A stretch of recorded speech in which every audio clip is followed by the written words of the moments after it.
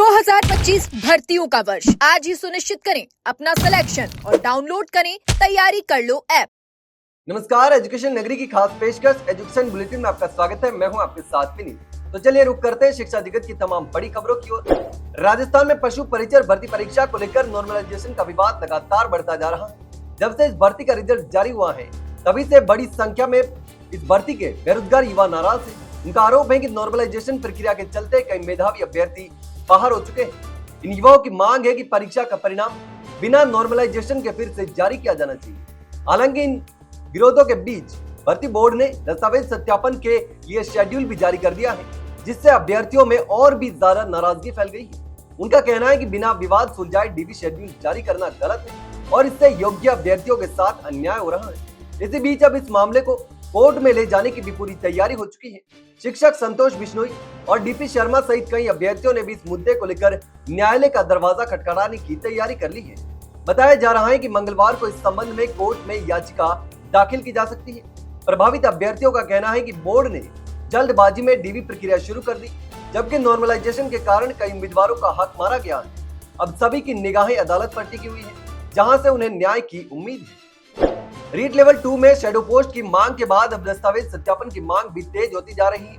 इस मुद्दे को लेकर विधायक और सांसद सीएम भजन लाल शर्मा को पत्र लिख रहे हैं। इसी के तहत सरदार शहर विधायक अनिल कुमार शर्मा, हवामहल विधायक बाल मुकुंदाचार्य, भाजपा नेता गजानन कुमावत, खंडेला विधायक सुभाष मील और सीकर सांसद अमराराम सहित कई विधायक और सांसद प्रदेश के मुख्यमंत्री भजन लाल शर्मा को पत्र लिख चुके हैं, जिसमें उन्होंने रीट लेवल 2 के सभी पदों पर फिर से दस्तावेज सत्यापन कराने की मांग की है। उनका कहना है कि राजस्थान उच्च न्यायालय के आदेशानुसार राजस्थान कर्मचारी चयन बोर्ड जयपुर द्वारा अध्यापक भर्ती लेवल 2 के विभिन्न विषयों की आंसर की और परिणाम में बदलाव किया गया है। इस संशोधन के चलते लगभग 18 प्रश्नों के उत्तरों में बदलाव किया गया है, जिससे बोर्ड ने सभी सीटों पर संशोधित दोगुना परिणाम जारी किया है। इससे अभ्यर्थियों के अंकों में भी वृद्धि हुई है। उन्होंने सीएम से आग्रह किया कि सरकार इस मुद्दे पर संज्ञान ले और पात्र अभ्यर्थियों को न्याय दिलाने के लिए सभी पदों पर पुनः दस्तावेज सत्यापन की प्रक्रिया शुरू करे। यह मुद्दा राज्य भर के हजारों अभ्यर्थियों से जुड़ा हुआ है और इस पर सरकार की प्रक्रिया का अब सभी को इंतजार है। एसआई भर्ती 2021 में डमी कैंडिडेट बनने वाले फतेहगढ़ एसडीएम हनुमान राम ने एसओजी से पूछताछ में कई चौंकाने वाले खुलासे कर दिए हैं। दरअसल हनुमान राम केवल एसआई भर्ती नहीं बल्कि पटवारी से लेकर ग्राम सेवक और शिक्षक भर्ती में भी डमी कैंडिडेट बनकर लोगों को पास करवा चुका है। उसने फोटो देखकर स्वीकार किया कि पटवारी भर्ती में वांछित डमी कैंडिडेट वो खुद है। हनुमान राम के पास आरएएस भर्ती 2021 में भी डमी कैंडिडेट बनने का ऑफर था, मगर उसने अपना करियर बनाने का फैसला लिया और उससे इनकार कर दिया। पकड़े जाने के बाद हनुमान राम ने एसओजी के सामने इमोशनल कार्ड भी खेलने की कोशिश की। रोते हुए गिड़गिड़ाते हुए बोला कि पैसों की तंगी दूर करने के लिए वो कोचिंग माफियाओं के झांसे में आकर ये सब काम करने लगा था। आरएएस 2021 में सिलेक्शन होने के बाद उसने ये काम बंद कर दिया था। हालांकि दोस्तों के कहने पर आखिरी बार एसआई भर्ती में नरपत राम के लिए 15 लाख रुपए में डमी कैंडिडेट बनने के लिए तैयार हो गया और अपने करियर पर काली पोत। इस मामले में एसओजी की जांच में और भी कई बड़े खुलासे होने की संभावना है।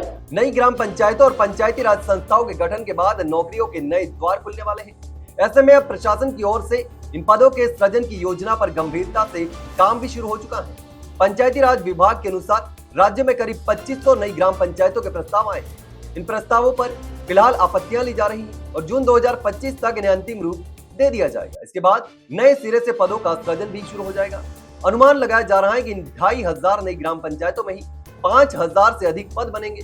हर पंचायत में एक ग्राम विकास अधिकारी और एक कनिष्ठ सहायक की नियुक्ति की जाएगी। इतना ही नहीं, 8 नई जिला परिषदों के गठन का भी प्रस्ताव है। हर जिला परिषद में औसतन 13 अधिकारियों की नियुक्ति के अलावा अन्य स्टाफ की भी जरूरत पड़ेगी। इसके साथ ही 1000 नई पंचायत समितियों के गठन की भी संभावना है, जहां औसतन 6 अधिकारियों के अलावा अन्य कर्मचारियों के पद भी सृजित होंगे।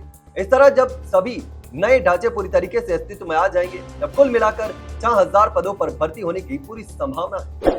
राजस्थान में ग्राम विकास अधिकारी यानी कि वीडियो भर्ती 2025 को लेकर युवाओं के बीच असमंजस की स्थिति बनी हुई है, क्योंकि अब तक पदों की संख्या को लेकर कोई भी स्पष्ट जानकारी सामने नहीं आ सकी है।